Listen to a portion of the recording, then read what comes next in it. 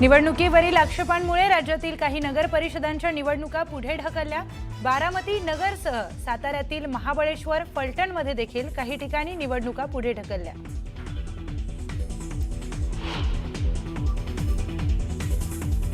डोंबिवलीत भाजप आणि शिवसेना कार्यकर्ते आमने सामने। भाजप प्रदेशाध्यक्ष रवींद्र चव्हाणांच्या कार्यक्रमावेळी कार्यकर्त्यांमध्ये बाचाबाची।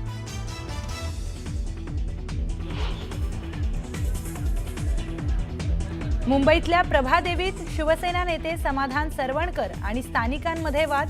इमारतीत तात्पुरत्या उभारलेल्या शेडवरून वाद, तर स्थानिकांनी केला तात्पुरत्या शेडला विरोध।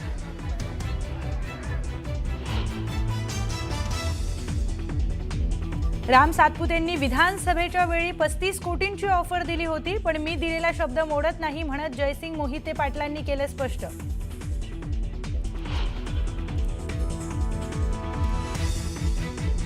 भाजप हा सर्वात बाटलेला पक्ष, फोडाफोडीशिवाय त्यांना काहीही जमत नाही। मंत्री माणिकराव कोकाटेंचा भाजपवर घणाघाती हल्लाबोल।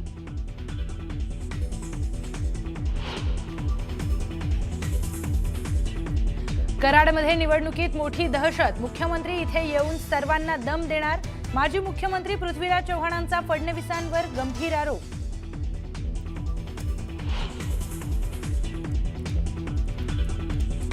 खोटं बोलता येत नाही म्हणून माझं खातं बदललं, तर मी दादांचा पठ्ठ्या, आपला वादा पक्का। माणिकराव कोकाटेंचं खाते बदलाच्या मुद्द्यावरून सूचक विधान।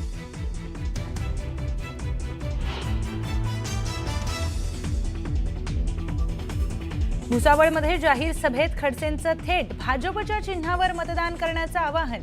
वेळीच कार्यकर्त्याने चूक लक्षात आणून दिल्यानंतर खडसेंकडून विधानाची सारवासारव। खडसेंच्या विधानामुळे उपस्थितांमध्ये एकच हशा।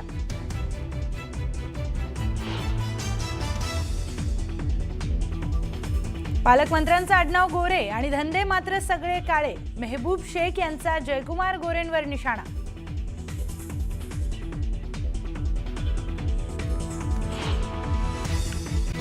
राज्यातील नगर परिषद आणि नगर पंचायत निवडणुकीचा प्रचार संपण्यासाठी आता अवघे काही तास शिल्लक राहिले आहेत। निवडणूक आयोगानं बारामती, सातारा जिल्ह्यातील फलटण, महाबळेश्वर, तर यवतमाळ जिल्ह्यातील दिग्रस, पांढरकवडा, वणी आणि सोलापूर जिल्ह्यातील मंगळवेढा, अहिल्यानगर जिल्ह्यातील कोपरगाव, देवळाली, नेवासा आणि पाथर्डी, त्याचबरोबर चंद्रपूर जिल्ह्यातील घुग्गुस नगर परिषदेची निवडणूक प्रक्रिया पुढे ढकलली आहे। या सर्व नगरपालिकांच्या मतदानाची आणि निकालाची तारीख निवडणूक आयोगाने बदलली आहे। 20 डिसेंबरला मतदान, तर 21 डिसेंबरला मतमोजणी होणार आहे। जिल्हा न्यायालय निवडणूक प्रक्रियेबाबत याचिका दाखल करण्यात आलेली होती आणि त्यामुळे जिल्हा न्यायालयाने निकाल देण्यासाठी 8 दिवसांचा कालावधी घेतला।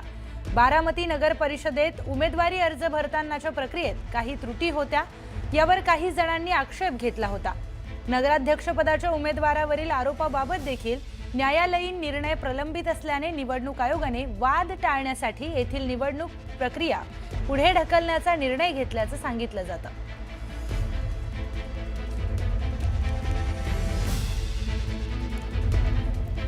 तर ही मोठी बातमी आपण बघतोय। राज्यातील नगर परिषद आणि नगर पंचायत निवडणुकीचा प्रचार आता संपण्यासाठी काही तास शिल्लक राहिलेत आणि त्यामध्येच आता ही मोठी बातमी समोर येते आहे। निवडणूक आयोगाने बारामती, त्याचबरोबर सातारा जिल्हा असेल,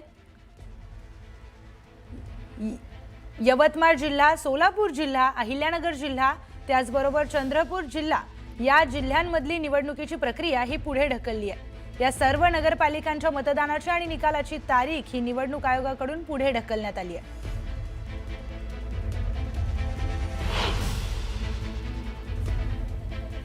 तर आपल्यासोबत आपले प्रतिनिधी जोडले गेलेत, हरीश दिमोटे आणि सचिन जाधव, दोघांशी आपण बोलणार आहोत। सगळ्यात आधी हरीश, मी तुमच्याकडे येते।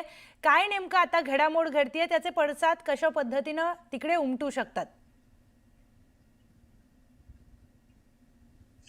नक्कीच आपण बघितलं तर अहिल्यानगर जिल्ह्यामध्ये जवळपास 12 नगरपालिकांची निवडणूक प्रक्रिया पार पडणार आहे आणि होती। त्याचा प्रचार देखील शिगेला पोहोचलेला होता। मात्र अनेक ठिकाणी नगराध्यक्ष पदावरती जे उमेदवार आहेत किंवा नगरसेवक पदावरती साठी जे निवडणूक लढवणारे उमेदवार आहेत, यांच्याबद्दल आक्षेप घेतले गेलेले होते, ज्यामध्ये कोपरगाव, देवळाली प्रवरा, नेवासा, पाथर्डी या ठिकाणच्या नगराध्यक्ष पदाचे जे उमेदवार आहेत यांच्या संदर्भात काही तक्रारी दाखल झालेल्या होत्या. खरं तर कोपरगावचा निकाल देखील तिथल्या कोर्टाने दिलेला आहे, 23 तारखेला दिलेला होता. अनेक ठिकाणचे अपील जे आहे ते फेटाळलेले होते. मात्र तरी सुद्धा ही निवडणूक प्रक्रिया जी आहे ती पुन्हा वादात सापडू शकते. त्यामुळं निवडणूक आयोगानं ही जी तिथली 4 ठिकाणची जी संपूर्ण निवडणूक प्रक्रिया आहे ही आता पुढे ढकलण्याचा निर्णय घेतलेला आहे. कारण पुन्हा हे विरोधक जे आहेत ज्यांनी तक्रार केलेली आहेत हे पुढच्या कोर्टामध्ये अपील करू शकतात. त्यामुळे संपूर्ण निवडणूक प्रक्रियाच ती वादात सापडू शकते. त्यामुळं नव्याने ही सगळी आता निवडणूक प्रक्रिया होणार आहे, ज्यामध्ये कोपरगाव असेल, देवळाली असेल, त्यानंतर नेवासा नगरपंचायतची निवडणूक आणि पाथर्डी नगरपालिका या 4 नगरपालिकांची संपूर्ण निवडणूक प्रक्रिया पुढे ढकलण्यात आलेली आहे. त्याचबरोबर 11 ठिकाणच्या नगरसेवकांवरती देखील आक्षेप घेण्यात आलेले होते. त्यामुळे इतर नगरपालिकांमधल्या 11 नगरसेवक पदाची निवडणूक देखील पुढे ढकलण्यात आलेली आहे. त्यानुसार आता 10 तारखेपर्यंत माघार जी आहे अर्जाची ती घेता येणार आहे आणि 20 डिसेंबरला पुन्हा नव्याने ही सगळी मतदान त्या ठिकाणचं पार पडणार आहे. आपण जर बघितलं तर हा जो प्रचार आहे तो शिगेला पोहोचलेला होता. कोपरगावमध्ये अक्षरशः मुख्यमंत्री असतील, त्यानंतर उपमुख्यमंत्री अजित पवार असतील यांच्या मोठ्या सभा झाल्या. कालच एकनाथ शिंदे यांची नेवास्यामध्ये सभा झाली. त्यामुळे अटीतटीच्या लढतीसाठी सगळेच जण सरसावलेले होते, मोठी ताकद पणाला लावलेली होती. मात्र या निवडणूक निर्णय अधिकाऱ्यांच्या या निर्णयामुळं आता ही सगळी संपूर्ण निवडणूक प्रक्रिया पुढे ढकलण्यात आल्यानं नेते देखील आता हताश झाले. पुन्हा नव्यानं अर्ज दाखल करणं, प्रचार करणं हे सगळं करावं लागणार आहे. त्यानुसार अहिल्यानगर जिल्ह्यामध्ये कोपरगाव, देवळाली प्रवरा, त्याचबरोबर नेवासा नगरपंचायत आणि पाथर्डी या 4 नगरपालिकांची निवडणूक पुढे ढकलण्यात आली आहे.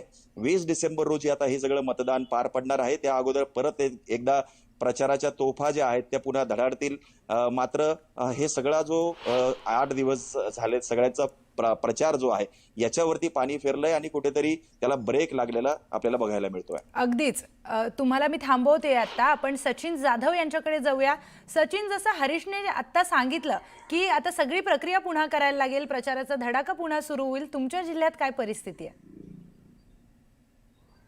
अगदी बरोबर आहे. खरं पाहायला गेलं तर अशीच परिस्थिती आहे. मात्र सातारा जिल्ह्यामध्ये 2 ठिकाणी ही परिस्थिती उद्भवलेली आहे. पहिलं ठिकाण जे आहे ते महाबळेश्वर नगरपालिका आहे आणि दुसरं ठिकाण जे आहे ते फलटण नगरपालिका आहे. या दोन्ही नगरपालिकांमध्ये हरकती घेतल्यामुळं या ठिकाणची निवडणूक खरं तर पुढं गेल्याचं चित्र आपल्याला पाहायला मिळतंय. हरकती घेतल्यानंतर न्यायालयामध्ये हे सगळं याचं सुनावणी सुरू होती आणि न्यायालयानं हे सगळं प्रकरण निकाली काढल्यानंतर काल रात्री उशिरा निवडणूक आयोगाच्या वतीनं एक आदेश जारी करण्यात आला. यामध्ये फलटण नगरपालिका आणि महाबळेश्वर नगरपालिका यांच्या निवडणुका यांचं मतदान जे आहे निवडणुकांचं याचं मतदान 20 तारखेला होईल आणि 21 तारखेला यांची मतमोजणी होईल असा आदेश या ठिकाणी जारी करण्यात आलेला आहे. मात्र हे सोडून ज्या ठिकाणी हरकती नाही आहेत सातारा जिल्ह्यामधल्या नगरपालिकांच्या बाबत निवडणुकांमध्ये, तर त्या निवडणुका ह्या वेळेवरच होणार आहेत आणि 2 तारखेला मतदान होऊन 3 तारखेला या ठिकाणी निकाल लागताना आपल्याला पाहायला मिळतील. मात्र सगळ्यात महत्त्वाचं म्हणजे महाबळेश्वर असेल किंवा फलटण असेल या ठिकाणचे जे उमेदवार आहेत त्यांचा कुठेतरी यामध्ये हिरमोड झाल्याचं आपल्याला एकूणच पाहायला मिळते. कारण प्रचार अंतिम टप्प्यात या ठिकाणी आला होता आणि असं असताना एकूणच या ठिकाणी निवडणूक पुढे गेल्यामुळं कुठेतरी उमेदवार या ठिकाणी हिरमोसलेल्या चित्र आपल्याला एकूणच पाहायला मिळते. फलटणमध्ये उपमुख्यमंत्री एकनाथ शिंदे यांची सभा झाली होती. खूप मोठी या ठिकाणी सभा झाली आणि रामराजेंचे जे बंधू आहेत संजीवराजे नाईक निंबाळकर, रघुनाथराजे नाईक निंबाळकर यांनी शिवसेनेत सुद्धा या ठिकाणी प्रवेश केला होता. आणि याच्यामुळे कुठंतरी या ठिकाणी हे सगळं होत असताना अचानक पद्धतीनं निवडणूक पुढे गेल्यामुळं या ठिकाणी उमेदवार जे आहेत ते नाराज आहेत. मात्र 20 तारखेला या ठिकाणी मतदान होईल महाबळेश्वर आणि फलटणमध्ये आणि 21 तारखेला याचा निकाल लागताना सुद्धा आपल्याला एकूणच पाहायला मिळणार आहे. निश्चितच सचिन, या सगळ्यांचा फायदा आता उमेदवारांना प्रचारासाठी आणखी वेळ मिळालाय असं आपण म्हणू शकतो का? अगदी बरोबर आहे. खरं पाहायला गेलं तर वेळ मिळालाय असं म्हणू शकतो का. आणि याबाबत मी काही उमेदवारांशी, नगराध्यक्ष पदाचे उमेदवार आहेत त्यांच्याशी बोललो. त्यांचं म्हणणं असं आहे की आम्हाला जो वेळ मिळाला हा आहे, मात्र आम्ही जो प्रचार केला होता हा सुद्धा खूप महत्वपूर्ण होता. याच्यामुळे आणखीन 20 दिवस विरोधकांना, समोरच्या विरोधकांना सुद्धा 20 दिवस आणखीन मिळणार आहेत. याच्यामुळे कुठेतरी त्यांचं म्हणणं असं होतं की ही जी निवडणूक आहे ही वेळेत व्हायला पाहिजे होती. बरोबर आहे सचिन, तुम्हाला थांबवते मी आता. आपण बारामतीचे प्रतिनिधी जितेंद्र जाधव यांच्याकडे थेट जाऊयात, त्यांच्याशी बोलूयात. जितेंद्र, आता निवडणुका पुढे ढकलण्यात आल्या आहेत, जसं की आता सचिनजींशी बोललोय, हरीश यांच्याशी मी बोलले, त्यांचं म्हणणं तेच आहे की उमेदवार काहीसे नाराज दिसत आहेत, पण बारामतीमध्ये काय परिस्थिती आहे? प्रियंका, अगदी खरं. आता प्रचार अंतिम टप्प्यात आला होता, उमेदवारांनी सर्व तयारी केली होती.